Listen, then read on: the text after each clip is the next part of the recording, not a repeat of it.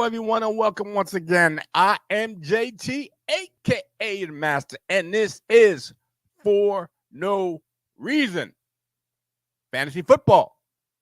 People, it's the division round.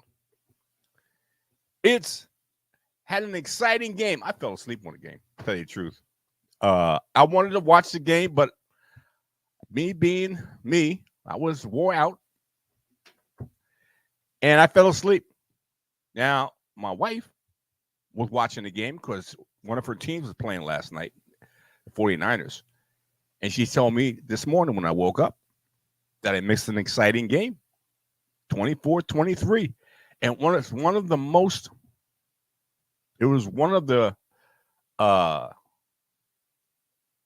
momentous game, let me put it this way. Because the 49ers are not a team that stages many comebacks. Usually they're up ahead and I couldn't say cruise, but win comfortably. But they had to score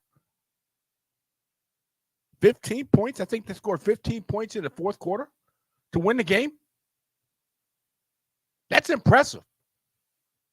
That's impressive. I think it's 15. It could have been less or it could have been more. But they had to score. The bottom line, they had to make up for what they were behind and then some. Quite naturally, they won the game. And they came back, which doesn't happen that often for the 49ers, having to come back. When the last game they played, they set the last relevant game they played. They set their players in the third, in the fourth quarter, because they were up so much, and those starters didn't play in the last game of the regular season. So, in essence, this was the first game they played in about two and a half weeks. To tell you the truth, 2 weeks and a quarter. So, they apparently 23 for 39. I think that was what Brock Purdy was. He wasn't accurate from what I can understand, from what I read about the aftermath, that he was off all night. Okay. Which is bothersome, which is disturbing, because he can't be like that going into the next week. Whoever he plays can't be like that next week. And he was off. Now you would think he would be off first, second quarter, take a break, halftime, come back, third, fourth quarter, you're locked in now. That didn't happen. Seemed like he was off all night. But they still won. Albeit by only 3 points, but they still won. And I got to hand it to the Green Bay Packers. I like Jordan Love, people. And we're talking about fantasy football. And we're talking about fantasy football in 2024. I like Jordan Love a lot in 2024.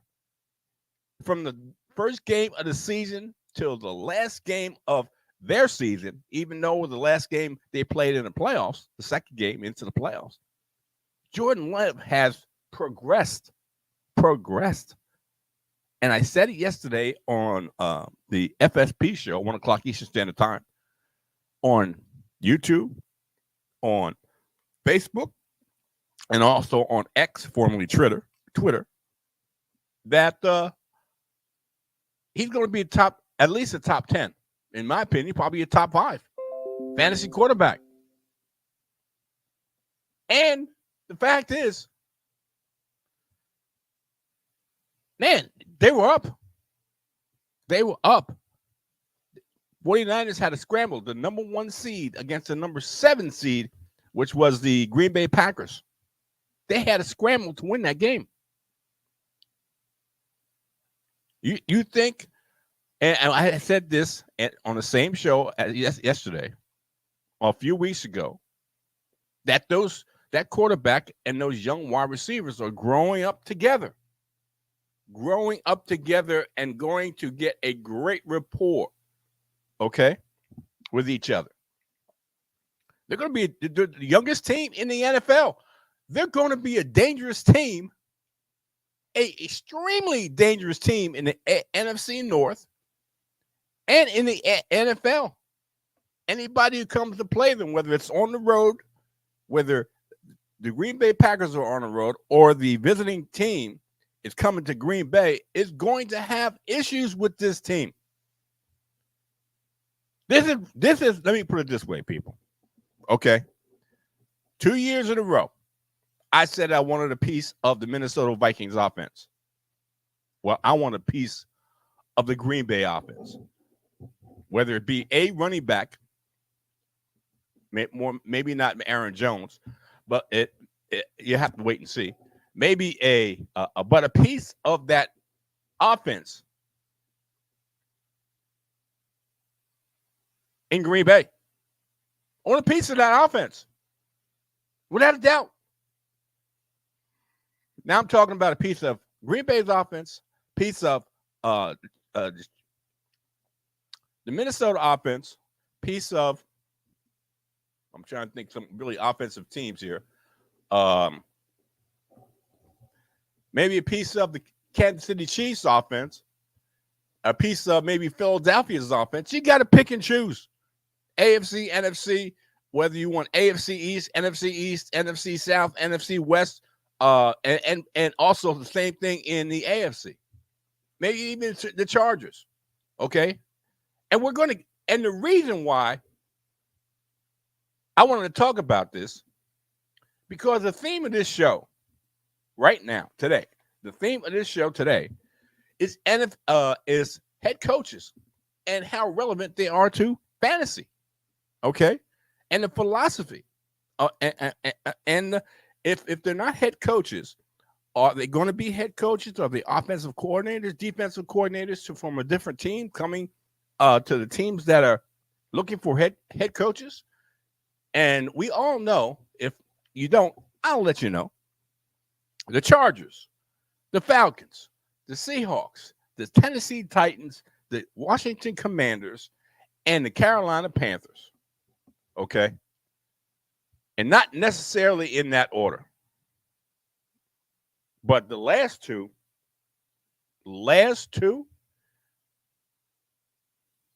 I think the head coach got his work cut out for him. I think the head coach, if he comes to the Washington Commanders with a relatively new ownership, or the Carolina Panthers with a, how can I say it, a disruptive owner, have their work cut out for them. But where do these head coaching candidates best fit for fantasy? That's what I'm saying. Okay. Now, it may not be the best fit. We're talking about maybe Bill Belichick going to the Falcons. I don't think that's a good fit. Don't think that's a good fit at all. Okay, Hall of Fame coach. Okay, you got a stud running back. You had a very good wide receiver. I'm not going to call him a stud. You have a very good wide receiver.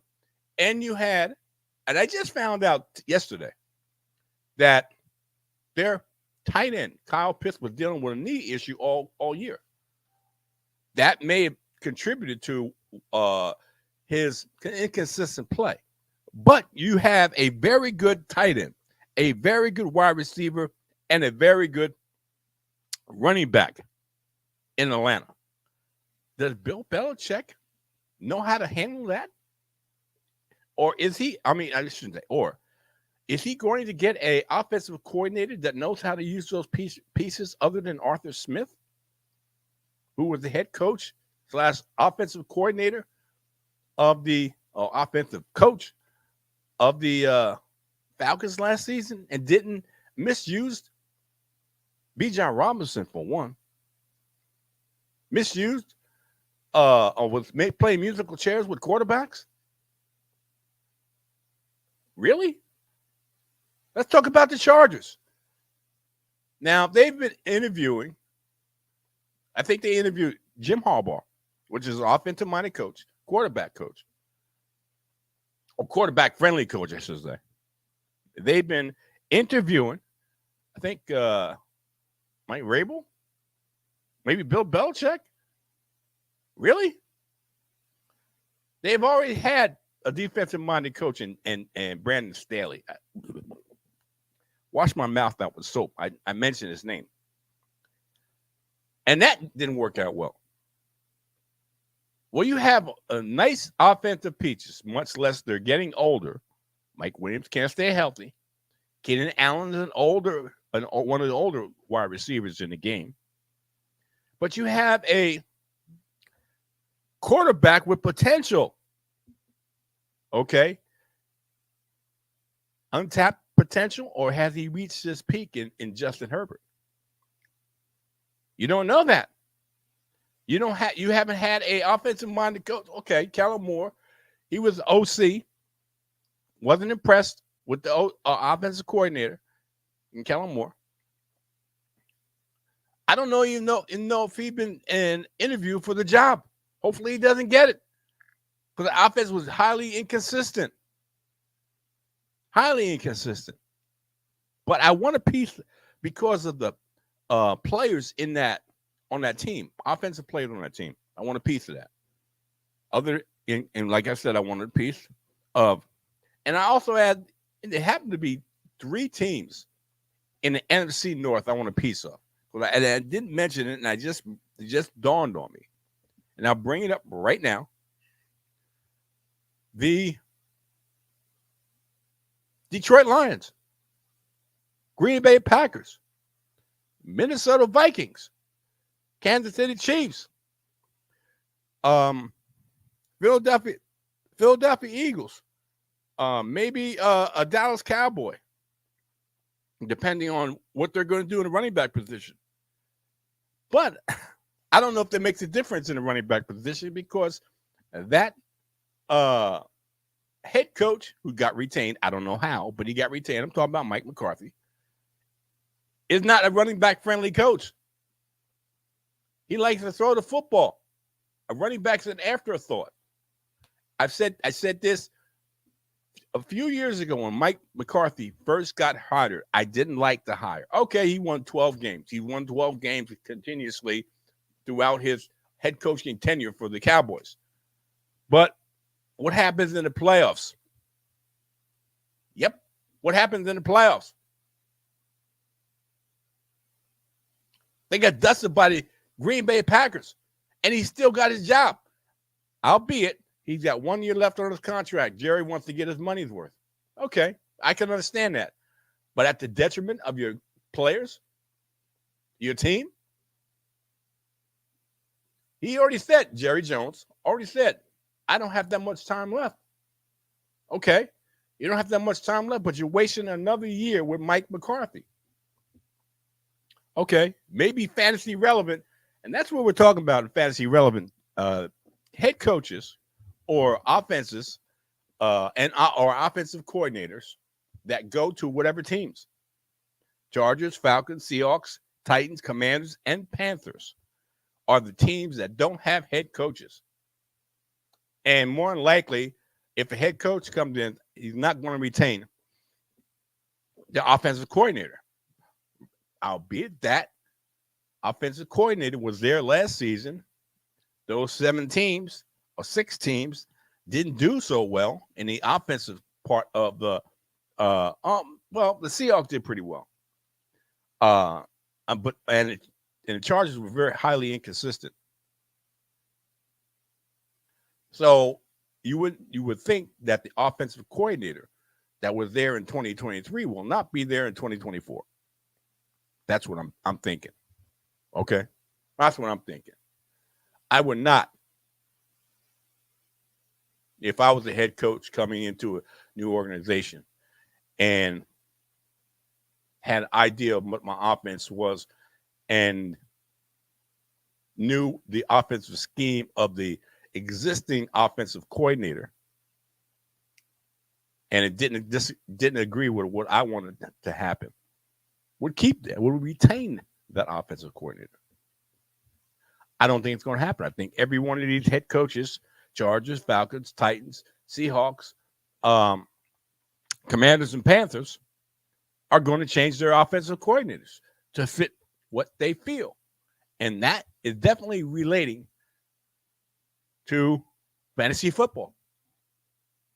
We got Justin Herbert, Keenan Allen, Mike Williams when it's healthy, Quentin Johnson, Josh Palmer, Austin Eckler more than likely won't be there. You got what? Isaiah Spiller and then whoever they draft. They got some pieces. They do have some pieces, albeit they're old or can't stay healthy type of pieces. But they do have some pieces. But the foundation they have is a quarterback.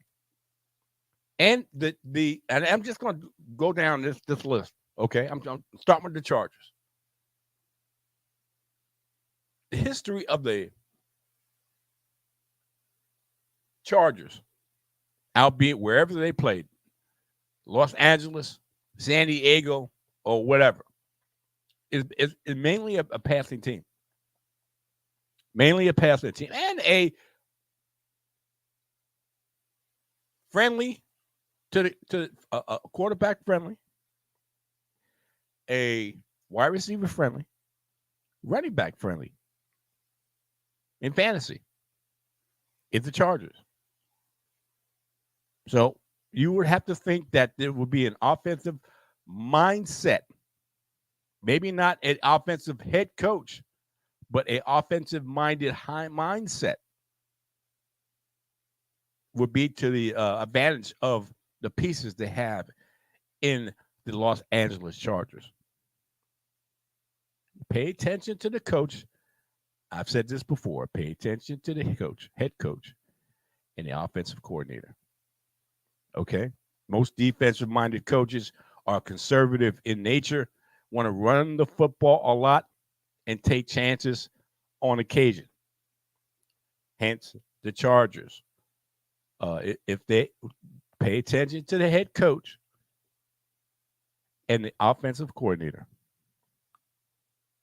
mainly the head coach, because the head coach is going to set the tone on what type of team he wants. Okay. Atlanta Falcons. They have a decent defense. The enhancements are needed for the offense. A creative mind is needed. Listen to what I'm telling you, people. A creative mind is needed for the Falcons to be able to exploit and take advantage of the offensive pieces they have in Atlanta, which wasn't done last season. Was not done. Pay attention to the coach, head coach, and the offensive coordinator. You got pieces. You got offensive pieces. The defense is decent and can improve, but on the uptick. But they need help in the offense. All right, to help out the defense. All right, you can't have an inconsistent offense. You got to get a better quarterback for one. Quarterback. You got to get a better quarterback. Get a better offensive line for one. Okay. Pay attention to the head coach, and I want to keep saying this, and to the offensive coordinator. This is fantasy football, people. Okay? Fantasy football. Let's go to Seahawks. Seahawks have a decent quarterback. Have some stud wide receivers. 3, in fact. And a stud running back tandem in Zach Charbonnet and Kenneth Walker. Okay. They just need a head coach that can steady the ship. Okay. They need a head coach. They want to move on from maybe that voice wasn't being heard in Seattle. They need another, and I'll say this again because I like Pete Carroll. They need another creative mind in offense. They need to shore up the defense. The defense was not a defense you wanted to play was the defense you wanted to play your running game against. Okay. They were better against the pass than they were against the run. That's the Seahawks. So you need a creative mind and a player-friendly coach in Seattle. Okay. The Tennessee Titans. I'm going right down the line, people. I want the Chargers, Falcons, Seahawks. Now I'm doing the Titans. The Titans. They had a defensive-minded coach, liked to run the football and ran Derrick Henry into the ground. Derrick Henry? No, people. No. He's not that guy anymore. I mean, he occasionally will rip off a good game and benefit you, but he's not a top 10 pick, not a top 24 pick. Derrick Henry is round 3 in fantasy. And speaking of round 3, mock drafts. I did a mock draft first round in January. Next week, not next week. Is it next week? No, not next week. 2 weeks from today. 3 weeks from today, I'm sorry. I'll be doing another mock draft, a 2-round mock draft, okay? And in the coming months, whatever the month is, I'll be doing that many rounds. I'll put it like that. So if it's March, April, May, June, I'll be doing 3, 4, and 5.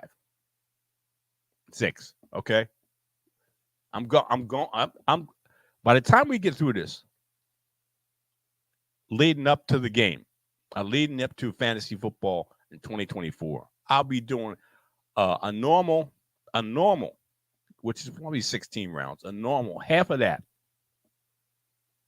I'm going to go 1 through 8. Okay. One first round to the 8th round, which ends up in August. So you'll get a good idea of my thoughts on how I'm going to draft in the first 8 rounds of fantasy football. This is the first time I've done this. First time I'm going to be doing this. First time. Okay. And I think it's about due. Okay. I gave you the first round. Okay. That's fine. That's good. That's first round. That's probably a no-brainer. But when you get to the 5th, 6th, 7th, and 8th round, now you got to think. Okay. What players are going to be available? And what are the best fits for what I want to do? Okay? Or what you may want to do. It's going to be interesting. I've never done this before, ever, going that in-depth into a fantasy mock draft. But it should be interesting. I will enjoy it. I think I'm going to enjoy it. Okay? I think I'm going to enjoy it. And hopefully you get something out of it. That's the key. Hopefully you get something out of it. I want you to get something out of it. Hopefully you do. Because I want you to get into the playoffs. At least get into the playoffs. Have an experience, okay, of getting into the playoffs. Because you never know. You could be the 8th seed if you go that deep. If you could be the last seed. I'll put it that way. You could be the last seed in your league to get into the playoffs, and you could win the championship. I've seen it happen. You could be the first seed, the number 1 seed, and get a bye and still lose and not get a chance to go to the championship or even get to the championship and lose and win. I've seen it happen. I've been in all those scenarios. Every scenario I've been in, I've experienced. Last seed, middle seed, top seed, win, lose, whatever. I've been in all of that. So I'm going with experience, people. But let's get back to the Titans. Titans like to run the football. They need a creative mind because they don't have that much on offense. They have a quarterback that is a question mark. Will Levis?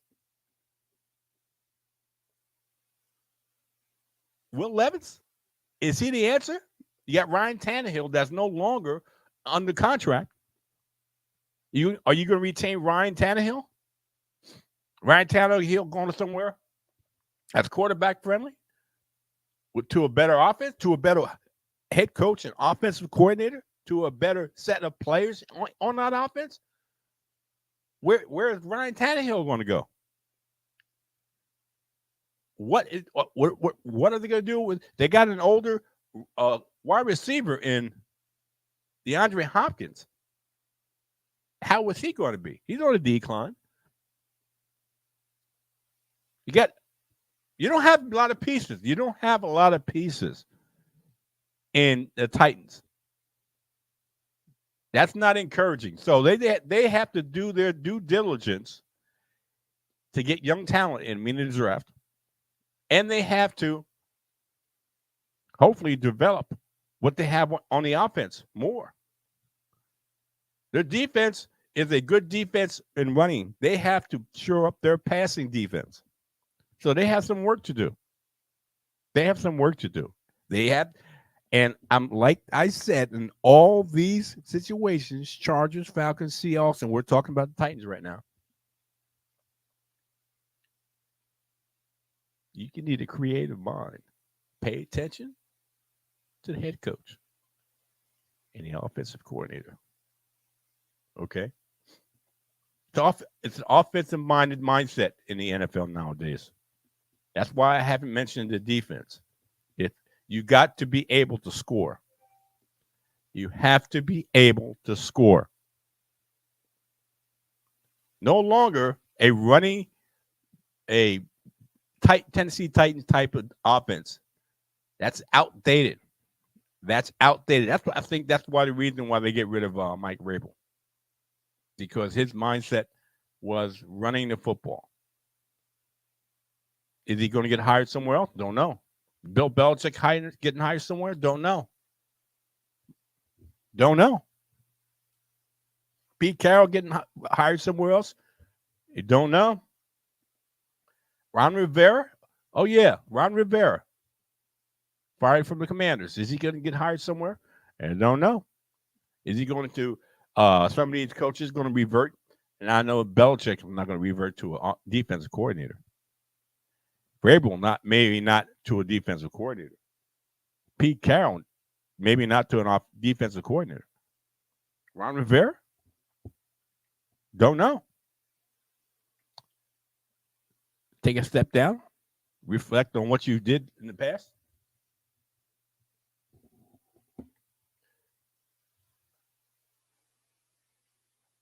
And let me put it this way. Let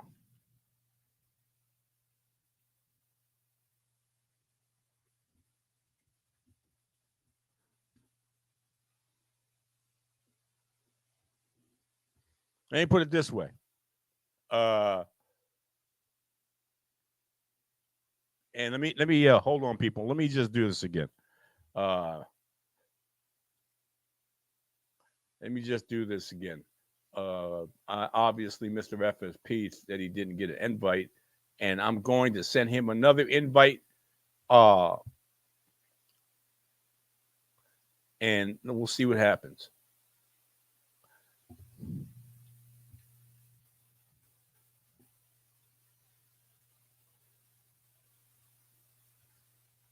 Bear with me here.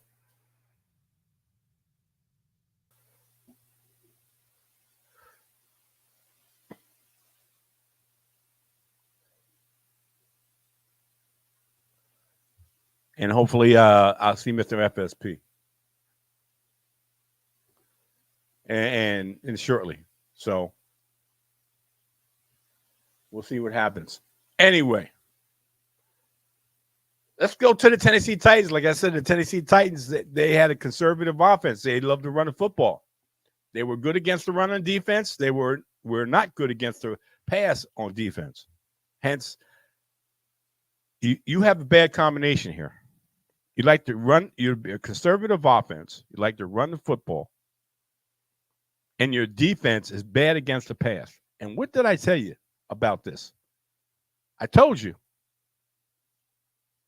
that if you're a conservative conservative offense, and you run the football a lot, and you have a defense that's bad against the pass. And like I said, the NFL is a passing league, offensive-minded league. So you need offense. You need to be able to score. And if you are running the football, unless you're doing an outstanding job, which for the most part no team can do every single game, you're playing from behind, and that's a bad combination. Bad combination is you're running conservative offense, and your defense is horrible against the pass, and that's the Tennessee Titans. So what kind of coach are they going to get? What kind of offense? I always said this: pay attention to the head coach and the offensive coordinator. And let me bring in Mr. FSP. How you doing? How you doing, my man? I mean, I felt abandoned. I felt bamboozled. Hung out to dry. Left astray. All right. But, anyway, but, before you say anything, it's my bad. I sent you an invite, but I set no link to the invite the first time, and so that was my bad. And I resent it and realized what I did, and I resent it. I mean, I didn't change in a couple of places, so yeah, I appreciate it. I was looking for you on Facebook, but you're not streaming on Facebook. You know that, right? What's that? You're not streaming on Facebook. What do you mean I'm not streaming on Facebook? I didn't see your stream on Facebook. Oh, okay. All right. I said I'm looking right at it now. I got check marks on all three of them: Facebook, YouTube, and X. So I only found you on X and YouTube. But okay. anyway, I'm gonna answer your question real quick. Okay. Mm-hmm. Eric Bieniemy.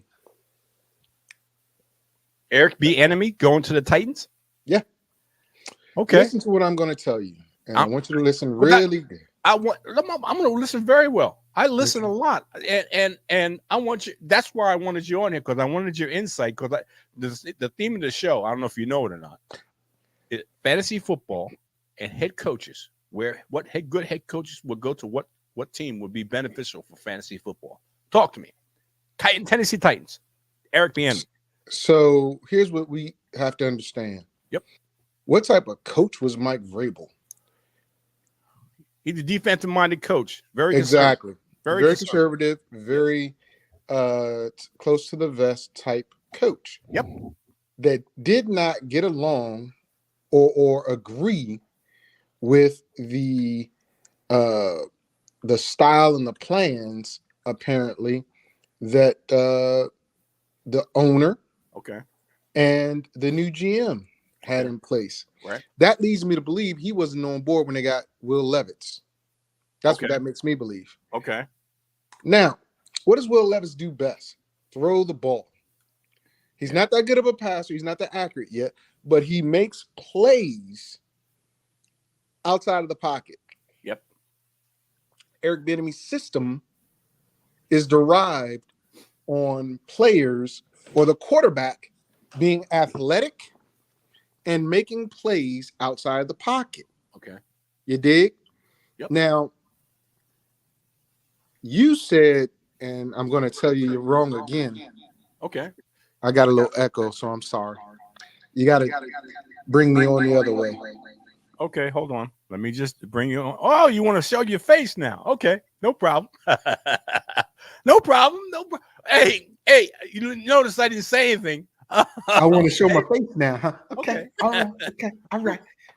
No, but Eric Bieniemy is the type of young coach that the owner was talking about, and she didn't want to waste a lot of time making change. So she let Vrabel go. Now, I think, and I believe Tennessee's trying to get a new stadium too, if I'm not mistaken. Yes, they are. They want to have exciting football to fill the seats. Derrick Henry's gone. Tannehill's going to be gone. That defense isn't getting any younger. Hop is not washed like somebody claimed. It just took a wild cannon like Levitt's to get him the ball. Tajay Spears, the guy I told you. You said, well, he ain't got no ACLs. Well, he's going to be the starting running back. Soon as they let Derrick Henry go, there's your starter. I don't see any other running back coming in out of the draft. Can I stop you for a minute? Go ahead. I just wanted to see if you had listened or heard what I said earlier. I said all these teams, in my opinion, because the NFL is a passing league, so to speak. It's a passing league, and you got to score to be able to keep up with a lot of these teams. Need a young and dynamic offense. Okay. That I just wanted to put that out there because what you're saying is basically what I said earlier about being a dynamic offense. Go ahead. Okay. Sorry. No, you're good. You're good. So you want to change the way things are done. Rand Cawthon is Maurice Cawthon's son, if I'm not mistaken. Yep. And I'm not saying that this is a black thing. I'm not saying that at all. Okay. But Maurice is a pro. He like you. And I'm quite sure he raised his son to be very similar. And to give an opportunity to someone like Eric Bieniemy, who is young, dynamic, a little rough around the edges, but really brings that Tennessee grit and spirit. Creativity, whatever it is you want to call. Okay. Whatever you want to call it. Okay. But I believe this is just me. Mm-hmm. You're not going to get a retread in there. Right. The reason why you're not going to get a retread is because they're not the new thing. The best thing that they could do if they do a retread is Bill Belichick. One, they don't have enough money. Two, they're not going to give him any GM powers. So that's not going to happen. Right. Tennessee needs to have a splash of sorts. Not the $20 million a year coach, but the guy who's been waiting to get an opportunity for a long time, who's a little rough around the edges, but dynamic and fits the process they want to do, who can get a young, wild quarterback, because that's what Pat Mahomes was considered, a young, wild quarterback. He had to sit under who? Who did he sit under for, what, a year? Alex Smith, who was like what? Conservative, yep. Dig and dunk, Ryan Tannehill. I'm just going to say it. Better than Ryan Tannehill, but very similar to Ryan Tannehill in his abilities. So Eric Bieniemy, in my opinion, fits that well because you have a ball of clay that hasn't been fully shaped yet. Yep. Okay. Bieniemy's been in the league long enough to know how to deal with players. He has the same or a similar attitude as Vrabel as far as being tough, but he's also compassionate. And he has some other qualities that I think they want. But most importantly, he will develop Will Levis. Sam Howell led or was top in the league, top 5 in the league because he led the league in a while in passing yards. Got sacked a lot, but passing yards. They want to prove that Will Levis wasn't a wasted pick. And under Bieniemy, he won't be. He won't be, yeah. Okay, I never thought about Eric Bieniemy. Thank you. That's why I brought you on it, because I wanted you to get your insight. Okay. Okay. Of things that I wouldn't have thought of, but you would have, and I appreciate that. Anyway, let's move on. Fireworks. Well, let me put it this way: I'm going to take the smile away from you, unfortunately. Because the hell you not? Because the first 4 teams I named were the Chargers, the Falcons, the Seahawks. We just went over the Titans. And I left the 2 most dysfunctional teams for last, the Commanders and the Panthers. Okay? I'm going to talk about the Commanders, who have a plethora, and I'll say it again, a plethora of issues, both on the defensive and the offensive side. To me, the defense was the best part of this team.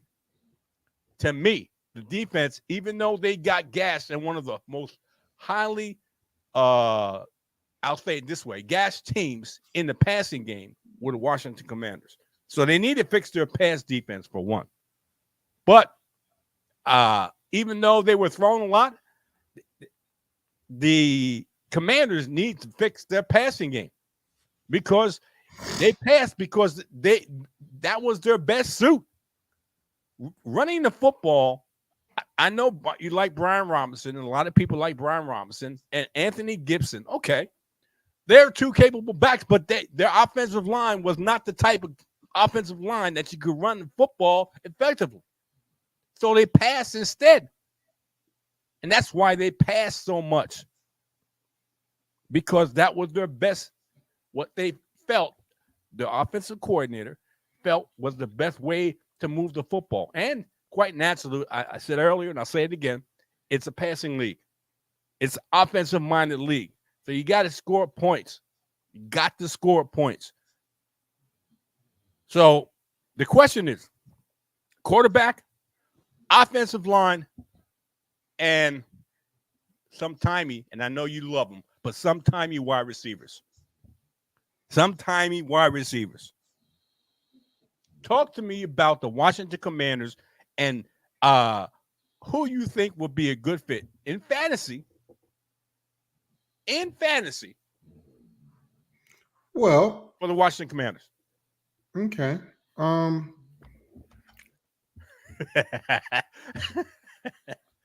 Go for it, man. Go for it. You know, this is open forum. Go for it. I'm gonna get to the microphone because Okay. I want to be very clear. Okay. Pull my Cat Williams out. Ooh. You see, the Illuminati. No. Your statement or your question is flawed. Okay. The reason why it's flawed is because right now the Commanders don't have a coach or a coaching staff. Right. Okay. So you can't predict or project what they will do because you don't know the mentality of the head coach, nor the new offensive coordinator, nor the defensive coordinator. Once those pieces are in place, then we can discuss what will happen because I don't think Sam Howell's going to be the starting quarterback. I don't believe either. I think he was just the bridge to whoever they're going to get. I don't think he's the bridge. I think Jacoby Brissett is the bridge.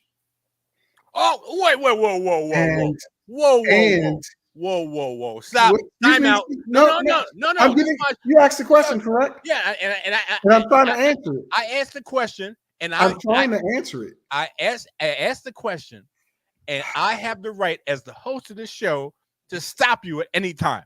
I want you to remember that. I want you to remember that because I'm going to bring the rain. I understand that, but who, in my opinion, not my opinion, who for the longest browbeat Jacoby Brissett, and you're talking about he's going to be the starting quarterback, or you believe he's going to be the starting quarterback of the Washington Commanders? And you know what? Just like you hated on, you say I hated on Baker and Kyler Murray. You hated on Jacoby Brissett. Come on, man. No, not really. Yes, you did. You hated on Jacoby Brissett. I don't recall. Oh, okay, Donald. Okay, you don't recall. Okay. Donald, okay. Really? Oh, yeah. Really? You don't recall that? Okay. All last season, you were browbeaten because no, I wasn't. You were dogging Jacoby Brissett out at the Cleveland Browns. No, yes, I wasn't. Okay. No. What I did. Okay, here we go. Here we go. I provided the stats. Yeah, okay. I provided the stats. Okay. I wasn't hating on anyone. I don't know. I'm just saying because last year and the year before, but Jacoby Brissett. You don't get it, but that's okay. I get it. I get it. No, you don't. Yes, I do. No, you don't. I just give it back. That's all right. But, one of these days I'll enlighten you, but you don't get it. Go ahead. Before I was rudely interrupted everyone. Yes. Go ahead. Jacoby Brissett is probably the bridge to whomever is going to be the quarterback of the Washington Commanders over the next 5 to 6 years. The reason why I say that, something is telling me Something is telling me, even if Marvin Harrison Jr. lands in our lap because Chicago trades away the pick to somebody that's going to get Caleb Williams. Where you at in the draft? We are number 2. Oh, okay. Again, Okay. you can't have a weapon like Marvin Harrison Jr., Terry McLaurin, and apparently they loved them some daggone Dotson. no, or not Samuel. Dotson. Samuel, because he was the leading receiver in receptions for the team. Again, that was under two different coordinators actually, and not have a. I'm not going to say Sam Howell is incompetent. I'm not going to say that. I'm going to say that Sam Howell is a guy who needs, as we were saying, or I was saying, the proper coaching. And this goes back to Eric Bieniemy. Eric Bieniemy has a great system for a mobile quarterback that can launch the ball and make plays. But the receivers also have to do the same. For the most part, Washington receivers stayed stagnant. Yep. Very, very much so. And that hurt the ability to push the ball down the field on a consistent basis. Okay? When Jacoby Brissett got in there, they moved around. It was as if they were rebelling against Sam Howell, but made plays for Brissett. Also, Brissett targeted Terry McLaurin, their number 1 receiver, the most out of any pass receiving person when he was starting the last couple games. Okay. I want to get to not the personnel. I want to get to I know the coaching. head coach and an offensive coordinator. I know, and that's what I'm telling you. Okay. That you can't really call that until you know who's going to be the head coach. I would like to see. That's what I'm trying Bobby to get to. Slowick. Okay, you should ask me who I like to see there then. Bobby Slowick. Okay. And I'm sorry. And he's who? And he is who? I'm gonna pull a Jerry. Let me move my chair back. No, Bobby Slowick. Okay. I'm explaining who these people are. Okay. Bobby Slowick and Johnson, or Johnson, I should say. I forgot his first name. Detroit. Both are offensive coordinators. One is the Detroit Lion offensive coordinator. The other is the first year offensive coordinator for the Houston Texans. Okay. Why would I want a first year offensive coordinator as my head coach? Well, I saw what he could do with CJ Stroud and that depleted offense. I saw it. That offense is no better than what Washington has. The weaponry is no better. Nico Collins is Terry McLaurin. Oh, hell no. Tank Dell is Jahad Dotson. They don't have a pure running back. Washington does. Dalton Schultz, very good and talented tight end, but stayed injured. We have 3 very good tight ends, and one will emerge as the better of the 3, hopefully next year. But again, Johnson in Detroit, what did he do best? Ran the ball with 2 talented running backs, a pounder who's a thumper in Montgomery, and a shifty and surprisingly powerful running back in Gibbs. Pass catching running back in Gibbs. Okay. You got St. Brown, Laporta. The other receivers, Williams, he's supposed to have been a star, but right now he's just another guy. Reynolds is or had more receptions than he did all year. So they did more with less with inferior quarterbacks. CJ Stroud's a rookie. That's the only reason I said he's inferior. He's proven that he can be and probably will be a top-tier quarterback in the future.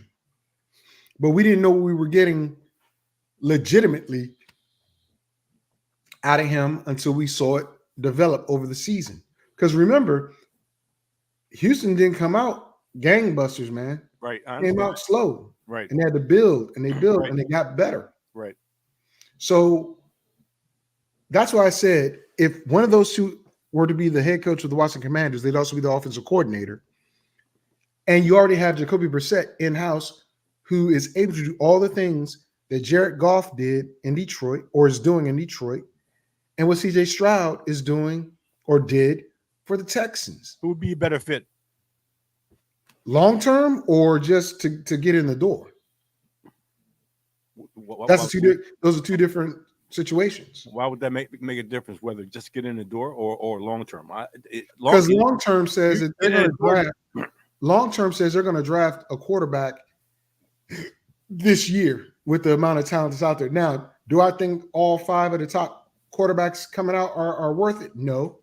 I think Caleb Williams, Michael Penix, and Bo Nix are probably the best 3 out of all those. I do not like Mays.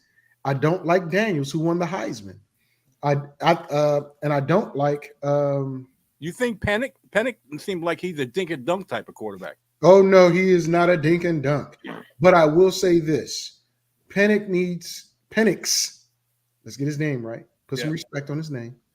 Penix is a guy that when he saw a pro style defense, he got a little gun shy. That happened in the a little. No, he threw it downfield, but that defensive line totally outmatched the offensive line of Washington. Okay. State, I mean of the Huskies. Talking college football, Michigan versus Washington National Championship. Right. I'm not saying that's going to happen with him if he were to be a Washington Commander, but Washington would then need to definitely draft 2 or 3 solid young linemen and bring in one bad MFer to be the guy to keep that offensive line together. So that would be where I say they go. Offensive coordinator and head coach would be the same person. Johnson, to me, is the leading candidate because he's done it over the past 3 years in Detroit, right? And he's on the precipice of going to the Super Bowl. Might not go, but on the precipice of it. He is also getting interviewed this week. Both are being interviewed this week by the Commanders, which is, kind of good because they got their general manager or their general managing team in place. But Jacoby Brissett is the one that I believe they would use more. Now, if they were to actually go get Johnson, former North Carolina quarterback, Sam Howell, former North Carolina quarterback, this kid Mays from North Carolina, quarterback. That's why I'm saying Howell would not be the leading candidate. I think he would be fighting for the backup job. Okay. And they'll keep 3 quarterbacks on the team this year. Okay. Regardless of who the head coach is. All right. Last and final team. And the most dysfunctional team other than the Commanders. Really? That's why I got them last. Really? Yes. Come on, Victor. You know that the Commanders were extremely dysfunctional team. Come on. Stop it. Okay. This is probably the most the owner gets fined for throwing beer at a fan or whatever. Some crazy thing that you never think an owner would do. And his coaching history is not something that you would be proud of. He's gotten rid of many, many coaches over the last few years. And that's why I'm calling him the most dysfunctional, because he's like he needs instant gratification in my opinion. And if he doesn't get it, out with that one and bring in another one, which is not a good situation for a head coach or to be in a stable situation. Carolina Panthers have a mediocre defense, but they need a lot of help on their offensive side, especially the quarterback position, because I don't think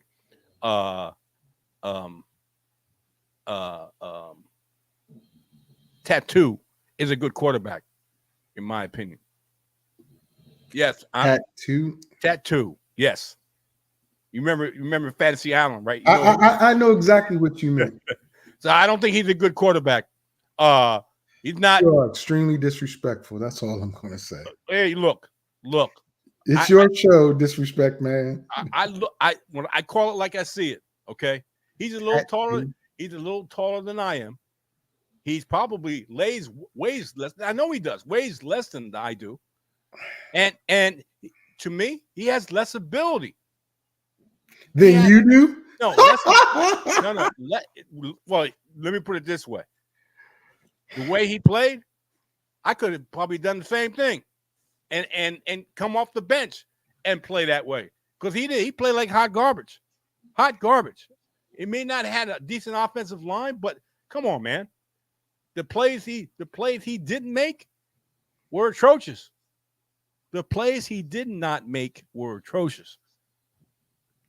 That's all I can say. You got a lot. If you don't have a quarterback, you don't have anything. You have nothing, no chance. And they need somebody to come in there because I'm pretty sure the ownership wants to save face because of who they have at the quarterback position. They need to bring somebody in there, and I'm going to ask you who to fix the quarterback, Mr. Young, to fix the quarterback. Thank you for putting respect on his name and calling him Mr. Young and not Tattoo. Because if he's a little taller than you, that makes you a pygmy. Now, okay. With that being said, I'm a short guy. I'm 5'7". He ain't much taller than I. He's 5'9", maybe 5, maybe 5. You might be 5'7". You more like 5'5". No, I'm 5'7". But it's okay. I'm 5'7". Kevin Hart's looking up at me. I'm 5'7". I don't know about that. I think y'all looking eye to eye. No. What? Kevin Hart's looking up at me. That's all right. Cat Williams is looking up at me. Hello? Oh my gosh. He's 5'5", 5'4", somewhere around there. So what can I tell you? Anyway, the crust of this is okay. Who you bring in to fix the quarterback and the Carolina Panthers. I'm about to tell you. Go ahead. No current offensive coordinator or retread coach. Wow. Current retread coach. Let me put it that way. Okay. You bring in a guy that knows how to win by playing tough, hard-nosed football.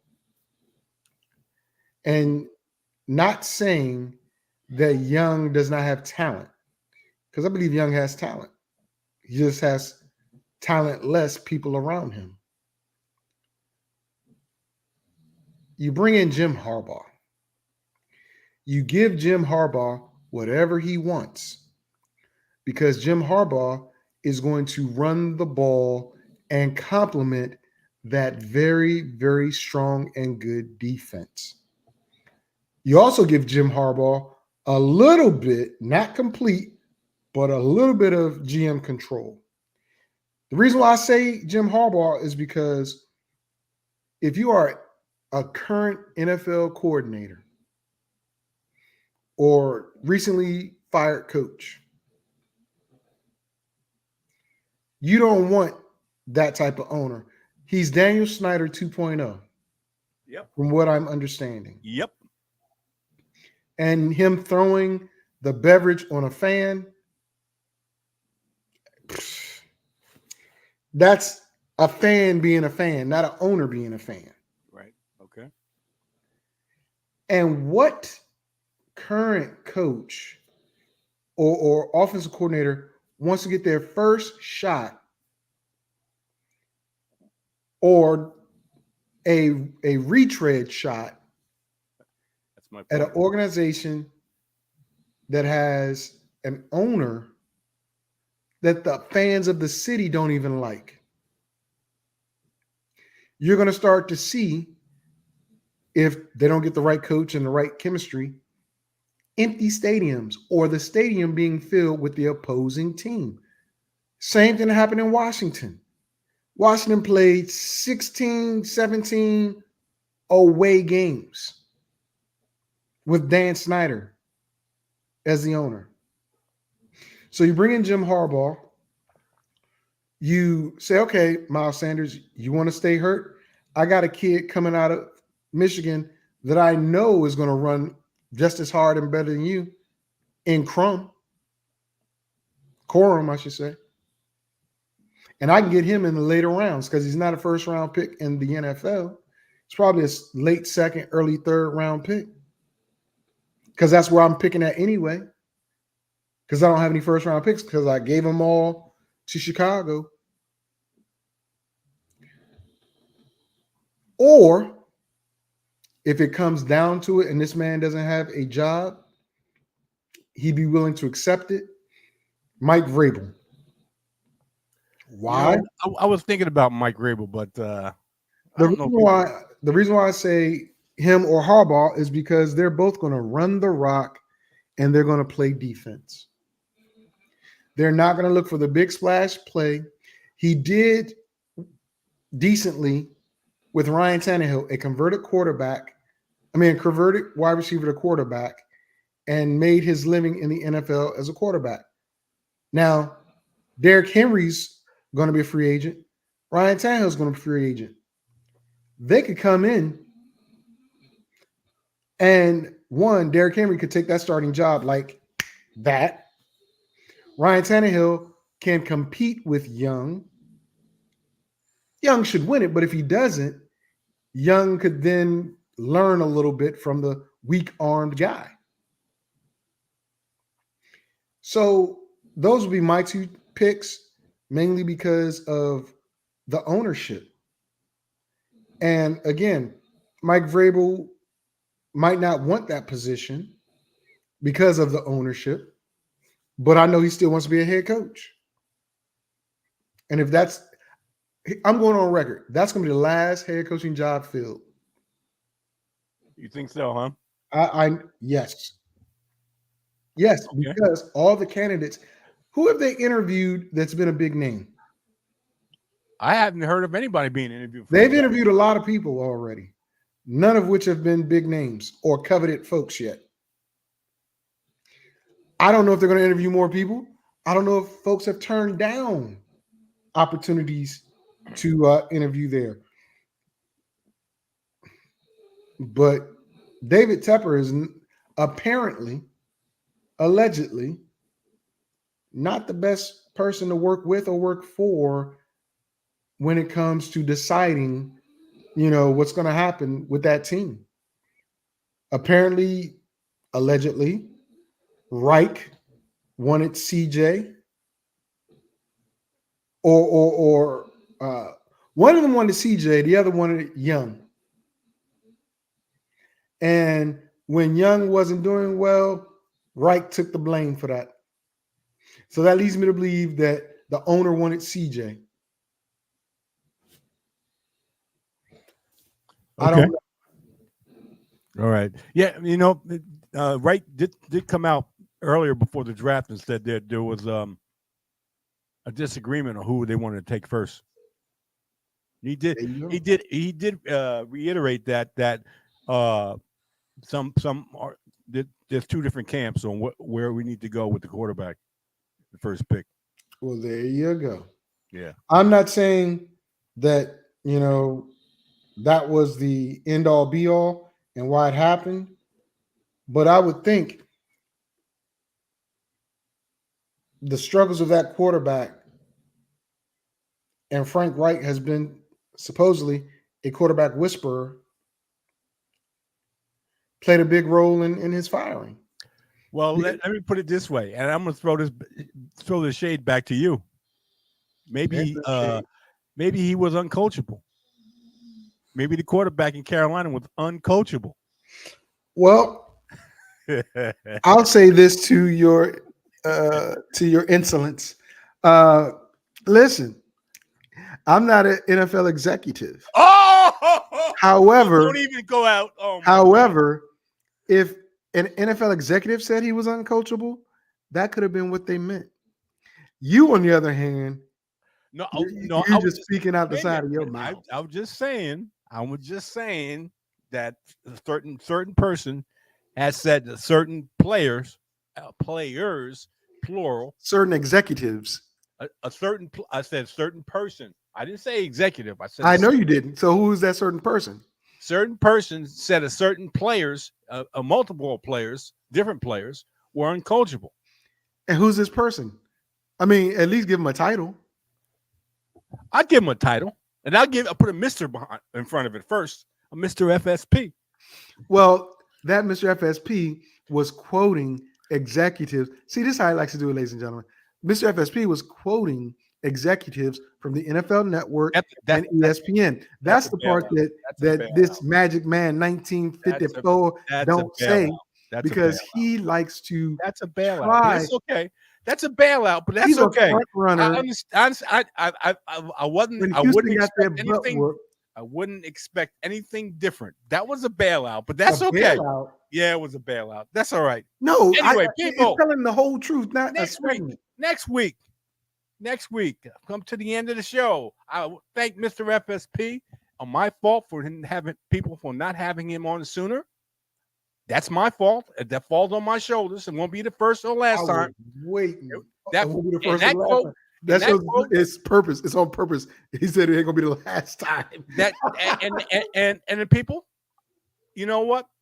There's only one perfect person in this whole universe, and it ain't me. Okay.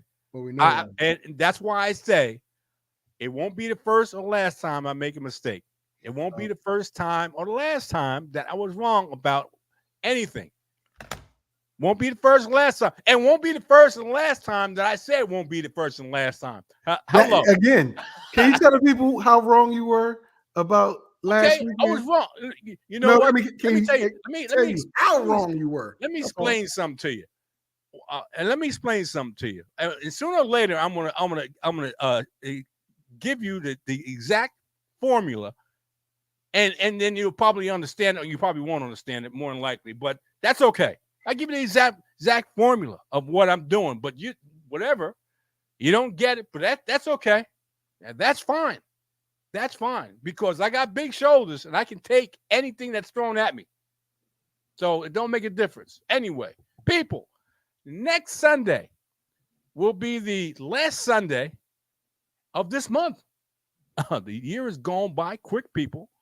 The year is gone by quick. Another week, and we'll find out who exactly over next weekend is going to the Super Bowl. Okay? We'll find out next week who is going to be on the Super Bowl because we're going to be into the conference championships. We had wild card. This weekend is division. Next weekend is conference. And once the conference is over, then we'll know who's going to the Super Bowl February 11th, if I'm not mistaken. Yes. Okay. And I'm going to save y'all some time. Spoiler alert. 49ers and Ravens. Yeah, I may be in Delaware at one of my son's house watching the Super Bowl, if I'm not mistaken. I think that's what's going to happen. But we'll see. Anyway, 10 a.m. Eastern Standard Time. Next Sunday is where I'm going to talk about 4NOREASON fantasy football. Be there. Next Saturday, 1 p.m. Eastern Standard Time. Can I even promo my own show? You know, you see my hand up there? I was about to point to you, and you just jump right in. I'm just saying. Without me saying anything. Okay. Next Saturday, Mr. FSP, it's on you. Thank you, Mr. Taylor. Next Saturday, we're going to be on the Final Four teams in the NFL. Something I thought JT would talk about, but he neglected to do so from what I can tell. I don't know if it happened early on. He didn't talk about the importance of the Patriots hire and the Raiders hire. So what I will be discussing are all the hirings during the week in the NFL. I think Gerard Mayo with the Patriots, people were saying, well, it's first black coach in Boston. The fact that he kept calling Mr. Kraft Thundercat. Wild young Thundercat. I mean, that's weird, but okay. But the energy he's going to bring to that team. The fact that the Raiders only interviewed 3 black people to be coaches. Thought that was interesting. And their GM choice has not been made, but one strong candidate was in the interview of Antonio Pierce. So that leads me to believe it's going to be that person. With a surprise trade with Chicago. We'll talk about that. And, whatever else comes down the pike during the week leading up to the 4 games. But we're going to do that. I was hoping Mr. Taylor would talk about Antonio Pierce and Gerard Mayo, but alas, he did not. All 1 right, p.m. Eastern Standard Time, 10 a.m. Pacific Time. Thank you. I was doing it. I had my pregnant pause for a reason. 1 p.m. Eastern Standard Time, 10 a.m. Pacific, Saturdays. Be there or be square. And please, if you have an opinion, come on there and say it. But be man or woman enough to back it up when you're wrong. Hey, look. Don't go radio silent. I'm talking to all the people that come on and do that. I never go silent. This year I haven't gone silent. I just, hey, look, I see the noise and whatever. I mean, I just say what I need to say and then back off and just listen to see the responses. That's all. Well, dude, really? You when Lamar and them was running around, what did you say? Old habits. Wait a minute. Let me tell you something. He was on Lamar's butt yesterday, y'all. Yes, I was. And I want to before we close this show out, I want to talk about this, okay? Because I wasn't wrong. I was not wrong. Lamar, he only threw for 152 yards. He ran for 100 yards. He was running his butt off early part of that game, and I pointed it out. I was not wrong. He was running like crazy in that game. My God. What did you okay. The first half of that game, was he not running a lot? That doesn't mean Wait a minute. Okay. Wait a minute. The conversation, people. The conversation yesterday. I can't wait to hear this. The conversation yesterday when I picked it. I'm not going to say anything that I didn't say yesterday. The conversation yesterday was that Lamar runs a lot. That wasn't the conversation. That was your perspective. That was not the conversation. That was your perspective. And my perspective was that, okay, I'll put it that way. Okay, you want to put it that way? I'll put it that way. My thing was Lamar ran a lot. And the response I got, well, that was last year in the offense that he was in. No, I was saying he runs a lot because that is muscle memory, in my opinion. That was muscle memory, and he ran a lot the first half of that game. You cannot tell me he wasn't running a lot because he was running all over the place. Okay. All right. He was throwing a lot less, but he was running a lot more. Okay. That is a fair fact. However, the facts of the matter, ladies and gentlemen, is Jerry Taylor was saying that they were going to lose because of Lamar running a lot. No, I said I said they were going to lose not because of Lamar running. I said they were going to lose because I thought Houston Texans were a better team. That is not what you said. That is definitely not what you said. Wait a minute. I said not because of Lamar running. I said Lamar running was going to be a lot. He was going to run a lot. I said the Houston Texans were going to beat the Ravens not because of Lamar running, but because they would outscore the Baltimore Ravens. That's what happens when you win. Of course, you're going to outscore them, but that's not what you said. You hung your hat on Lamar Jackson being the same Lamar Jackson because you kept pointing out he's 1-3. He's 1-3. I said he was running. I said I didn't say he wasn't running, Jerry. My contention was he became a pocket passer under Todd Monken's system. Now, he ran a lot because Houston did something they normally don't do. Houston played man and blitzed a lot. That was something Houston rarely did throughout the season. Houston is a zone team.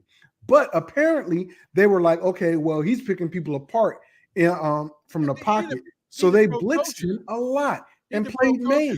These are the pro coaches. They're going to switch up. The point I was making is this. And you also said, don't be surprised if he gets hurt. Jinxing the man. I wasn't jinxing the man. I was saying, don't be. Look, the only reason why I said that, and you want to take it that way, no problem.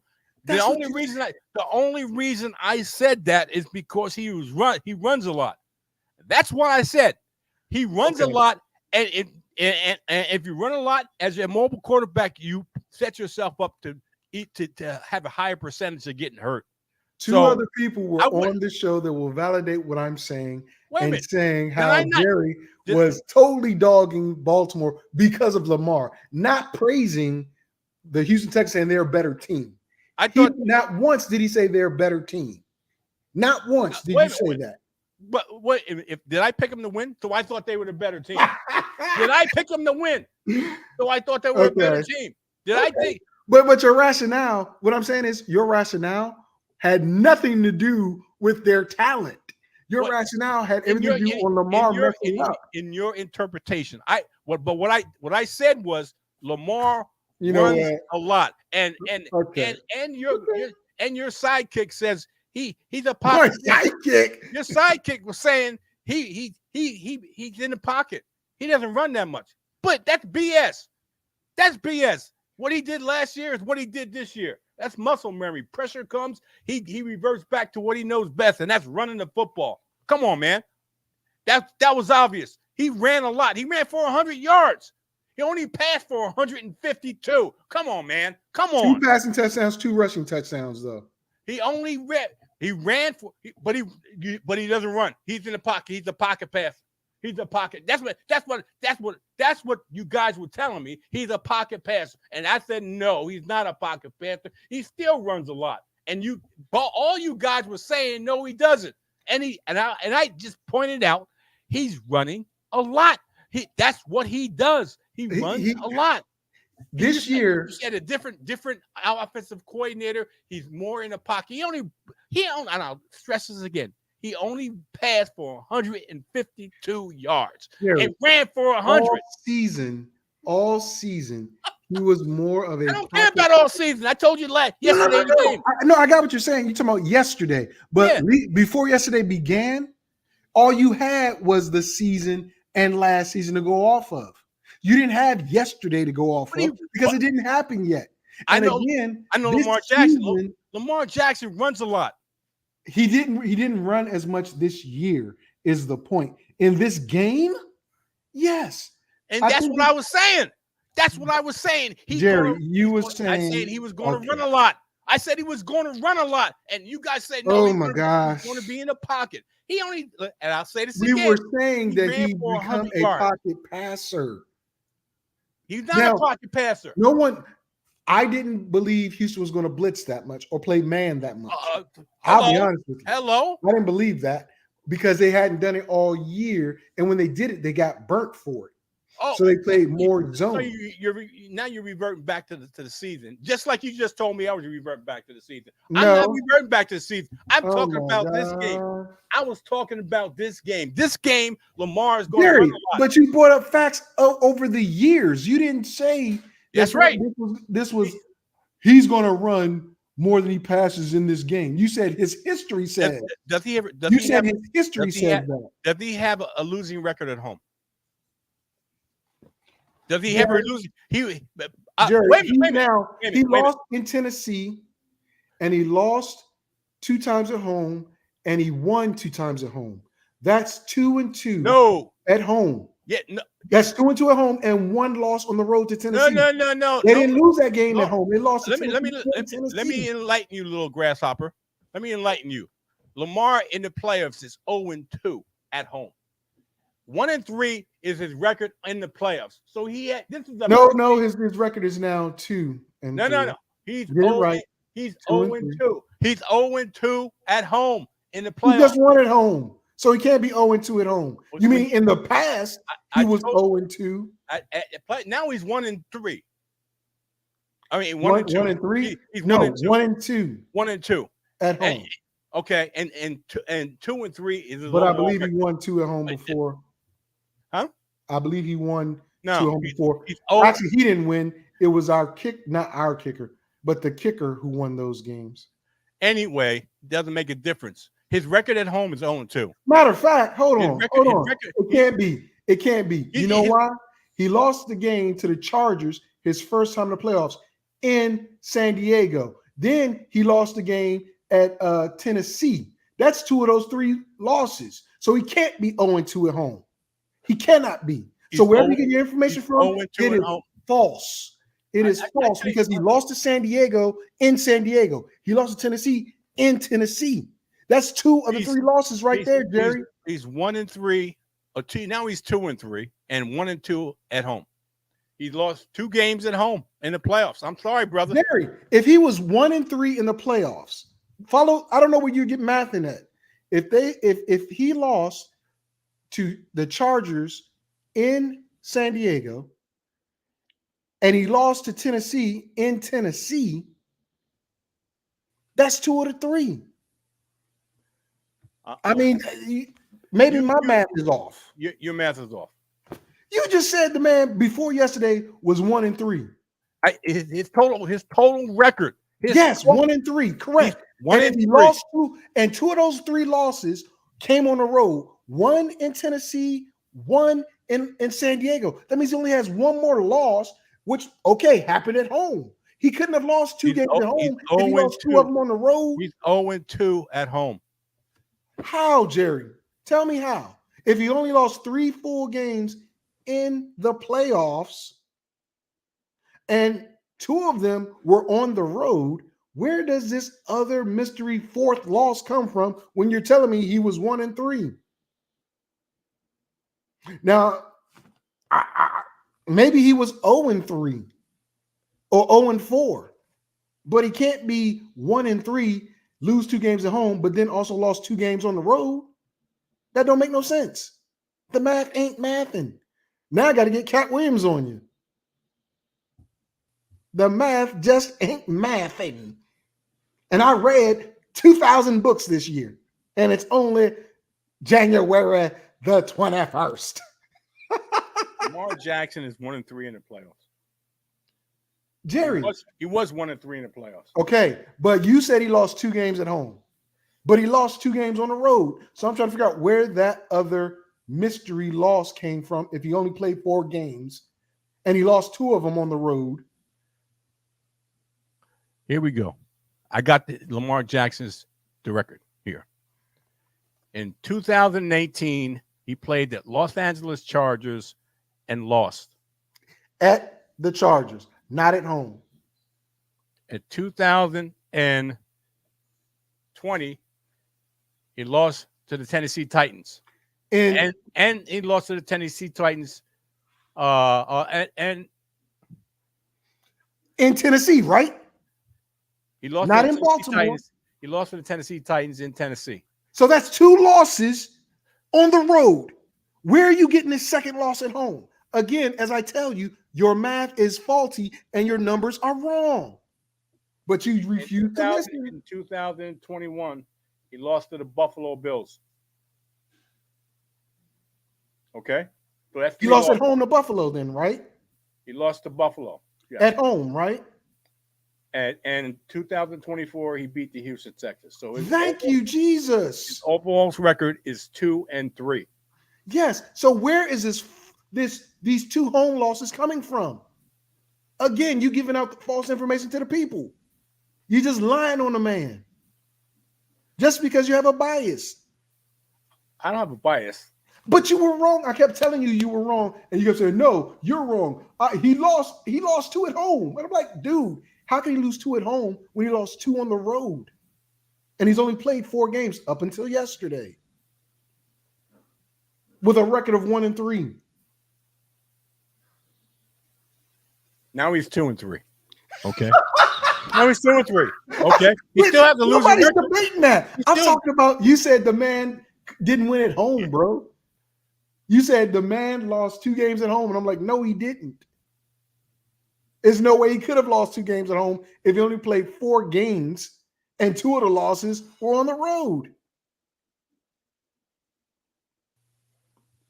Okay. All right. I mean, I'm just trying to help you out with your bias against Lamar. Oh boy, you know what? Let me let the chat know. Let me let the chat know.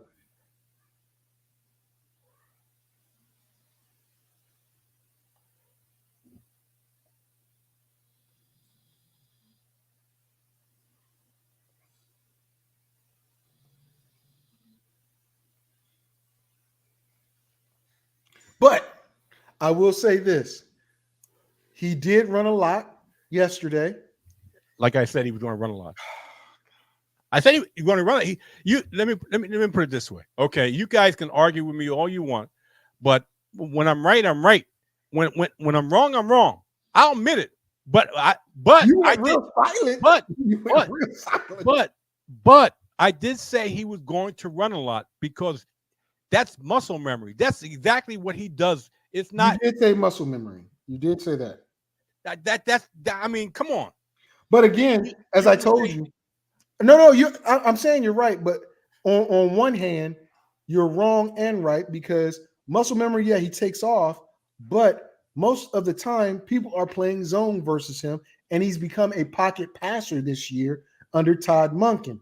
Yesterday, Houston uncharacteristically played more man and blitz more. When you play man defense, what does that do to the quarterback? You know what? Did I not say yesterday's game he was going to run a lot? I didn't say over the last year he didn't run a lot. I said yesterday's game he was going to run a lot. You said over his career and the playoffs, he runs. Yes, he has. Again, he has. No. Listen, I'm not saying he hasn't. You did not say he was going to run all the time last night. You said the history shows that he does run a lot. The argument was that he's become a pocket passer, and that again, believing Houston was going to play the solid defense that got him to this point. Come on, that's afterthought. Come on, man, you can't. No. I'm telling you why I said what I said yesterday. Yeah, but I said what I said yesterday because Houston plays zone. That's after the thought. Now you say, Houston played a different defense, so he had to run a lot. I didn't say he had to. I didn't say he had to. I said that would really solidify what you were saying. But what I was saying, that he was going to run a lot in this game because history tells us he runs a lot. And he ran a lot. You guys were telling me he was going to stay in the pocket and throw the football. I said, no, he's going to run a lot in this game. You also said, he don't have no receivers. It's just a bunch of guys. And He didn't. He only threw for 152 yards, man. Come on. Come on. And the touchdown pass he threw was to where?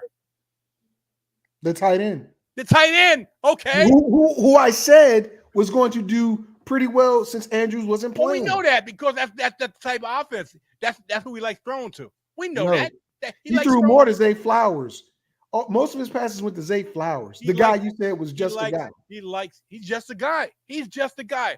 Every now and then he shows up. Come on, Victor. You know that. Every now and then he shows up. Just more so than OBJ, more so than Rashad Bateman, because he was thrown to all three of those guys, but none of them really stood out. Zay Flowers did. You call him just a guy. I agree with you that Nelson Aguilar is just a guy. I agree with you on that. But Nelson Aguilar also caught a touchdown. OBJ is just a guy, man. Nowadays, he may have a name, but he's just a guy. OBJ is just a guy. Maybe in a year or two, but not. He's not just a guy. He's the guy that people respect. Really? He's the guy that people respect, that they're double teaming him. They respect because of his name, but the fact is he didn't produce on a consistent basis. They double teamed him. Oh, come on. Which allow for other people to get open. They double team a lot of wide receivers, but they still do. Through. And I will agree, Odell Beckham doesn't have the same juice that he did before, but he's good enough and better than just an average guy. He's just a guy, man. He's just a guy. He turned to be just a guy. I got to disagree with you yet again. Listen, you were wrong about the game. You were I was wrong wrong about the about game. stat. Houston lost. Houston lost. Yes, like I said, you were wrong about the If- game. Wait a minute. Let You me were ask you wrong something. about your stat. Let me ask you something. Let me ask you something. Have you ever picked a game you've been wrong? Of course. Okay. No problem. I ain't got no problem with And being that's wrong. all I'm pointing out the fact, because you like pointing out facts and historical facts. People. I'm looking at the camera. People. I picked the Houston Texans to win this game. Because you're a I was Lamar wrong. hater. I was wrong. Okay. Shoot me. I was wrong. Oh man, I need to capture this. And like I said, it won't be the first or last time. I could care less. I need if to you capture put that this. out there. I could care less. I need to capture this, dude, because the way you said it was so perfect. Less. I love the way you did it, though. I love the way wrong. you did it. I You was said, wrong. people, I was wrong. I was loved wrong. it. I love Okay. that. I was wrong. Looking like your boy Donald. There's so Looking many. like your boy Donald. There's 16 games each week. If Not I this could week. if I could pick every game, if I could pick winners of every game, I'd be super rich. Super rich. But I can't. No one can, because they don't know the future. I was wrong. Okay. I was wrong. I made a pitch for the Houston Texans. It didn't work out. Oh well. And spread it Next lies game. on Lamar. Next game. Spread Oh well. it lies on Lamar. Next game. And I'm not even a Lamar fan. I'm not a Lamar fan either. And we know that. And let me put it this way. This is no revelation, people. If you've listened to me over the years, I've always said I'm not a Lamar Jackson fan. He's got a ton of talent. He runs a lot. And on the show yesterday, I was told they had a lot of wide receivers. Come on, man. They don't have a lot of wide receivers. They got most just the guys and maybe a better than decent wide receiver. One. They got a bunch of just the guys that every now and then will show up. But come on. I was told yesterday, and I'm just told yesterday, they got a bunch of wide receivers they brought in. This is some exact words from some people that were on the show yesterday. They brought in a bunch of wide receivers to Baltimore. Where did they bring in a bunch of wide receivers? They brought in OBJ, who twice ACL is really washed up. He's just hanging on. And they have Rashad Bateman, who's just a guy. Nelson Aguilar, who's just a guy. And Zay Flowers, who they drafted last year, who's the best wide receiver on our team. And he's not a consistent wide receiver. This year, not last year. This year. This season. They brought in this season. And he's not he's really not a number one. He's a number two. He's a high-end number two. He's not a number one. So, come on. They brought in a bunch of wide receivers. Come on. Where? Where? Come on. I'm going to read something. I couldn't care less. I'm about to tell when somebody makes a statement, they brought in a bunch of wide receivers to Baltimore. Come on, man. Stop it. Stop it. And you were one of them. Stop it. I didn't make a false statement. I didn't say they were, boss. Oh, here we go. Beep, beep, beep. You're backtracking. You're backing up. Oh no, I'm definitely not. I'm definitely not backpedaling. But what I am saying is that you, my friend, have I was gonna read something nice, but you didn't want to hear it. That's fine. Go ahead and read it. You can read whatever you want. To run in front of that train, and then as soon as that train, jumps off that track, you be like, it's supposed to stay on the track, but it didn't. Oh well. On to the next one. On to the next one, exactly. On to the next one. But you be like, that train's gonna do this, that train's gonna do that, that train, and the train gonna do what you say it's gonna do. I made a pitch for the Houston Texans to win the game. No, you made a pitch that Lamar was gonna lose the game. I made a pitch. I'm about to play that. I'm about to play the audio right now. I'm gonna play it. Go ahead. I made a pitch, and I said I went both ways about how Lamar is a losing. He has a losing record. He still has a losing record in the playoffs. Okay. I also said this. This is my exact words. I don't trust Lamar in the playoffs. He did say that. Thank you. I don't trust Lamar in the playoffs because he has a losing record in the playoffs. He doesn't play well in the playoffs. His team averaged 13 points a game in the playoffs. That's why I was backing up. That's what I said. And I also said Lamar was going to run a lot. I didn't say he was going to run a lot over the season. I said he was going to run a lot in this game. And he ran a lot. That's the point I was making when I put it in the chat, that he's running a lot. That's the point. Right here. What Tony said. Jamarcus Russell. Well, He wasn't willing to be coached. So he brought it. I want to play this so bad for the people. I really do. But I'm not going to do you like that. I'm not going to do you like that. You mean like what? I'll back up everything I say. I'll back up everything I say. You want to say put it out there? Go ahead, man. I could care less. I could care less. I mean, that's a little childish. That's childish. That's why I just said I'm not going to do it. You want to do that? Come on, go. I just go said right I'm ahead. not going to do it. But you got to stop lying to the people, JT. Stop lying to the people. Tell them Lamar had 2 losses at home. You're lying to the people. You got a man piece on too. What are you talking about? Man piece on. What are you talking about? I'm not. There's no lie I'm saying here. This is what I said. Everything I said, I'm backing it up. What I said yesterday. So it's not like I'm trying to deny anything. I'm not trying to deny anything. We just proved that the comments that you were making about the playoff record was wrong. It was just flat out wrong. I'm just going by what I see. They're telling me it's one. I understand that, but that's not what you were saying. What you were saying was that the man lost 2 games at home. You didn't actually get that. I don't know where you got that from. He did lose 3 games in the playoffs. 2 were on the road. But you said that he lost 2 games at home, and this was at home, and he was going to lose again because he runs too much. That's what. I never said because he runs too much. I never said that. Because he was going to run too much. Because he was going to run. You didn't say too much. You didn't say too much. You said because he was going to run. He was going to run. I told you he was going to run a lot in this game. But you said they were going to lose because of that. No, I didn't. I never said that. I said he was going to run a lot. I said the reason why Texas was going to win, and because Lamar has a bad record in the playoffs, is a combination that I said the Texans were going to win. I never said he was going to lose because he was going to run too much. I said he was going to run. That's what I said. He was going to run a lot. And that's what he did. He ran a lot. That's exactly what I said.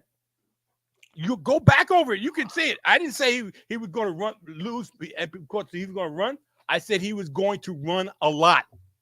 Not because he was going to lose because of running. He was going to run a lot. That's what I said. So and you got and wait a minute. And you guys told me, oh, you're definitely wrong. He's more of a pocket passer now. I said, no, he was going to run a lot. And he did. Come on, man. Stop. So he ran for 100 yards. Tell me again why you felt Houston was going to win the game then? Since we got it wrong? Why? I thought Houston was going to be a better team. I thought they were yesterday. I thought they were going to be a better team and win the game. Okay. I didn't think what happened. Just like you, Jesse, you didn't think that Houston was going to throw a man-to-man defense and make Lamar run. I said Lamar was going to run a lot. You said, oh, no, because didn't this is your exact words, Houston all season was a zone team, so Lamar would be in the pocket more. I said Lamar was going to run more. And now you come back and said, well, I didn't know Houston was going to be more man-to-man. That caused Lamar to run. Hello? I said Lamar was going to run. Hello? Can you hear me now? No. No. Of course not. I said he was going to run. Okay? Not because that would cause him to lose. I just said he was going to run a lot. And he did. That's a blanket statement I made. He was going to run a lot. Okay. And all 3 of you guys told me he's a pocket passer now. He He because, wait a minute. All you guys told me he was a pocket passer now because he got a different offensive coordinator. This is the exact words I heard. Those aren't the exact words, but yeah, This is- wait a minute. it's about right. I'm gonna paraphrase what I said. Okay, what you guys said. He's got a different offensive coordinator, and he's more of a pocket passer. He's not going to run as much. I told you he's going to run. I said he's going to run. I said he's going to run. I'm going to emphasize this. He's going to run. That's what I said. And you guys said, no, he's got a different offense, a different offensive coordinator. You're going against what happened last 2 seasons with a different offensive coordinator. He's got a different offensive coordinator, and he's more of a pocket passer. No, he's going to run a lot. And he did. 100 yards rushing is what Lamar did. 152 yards passing. Come on, man. Come on.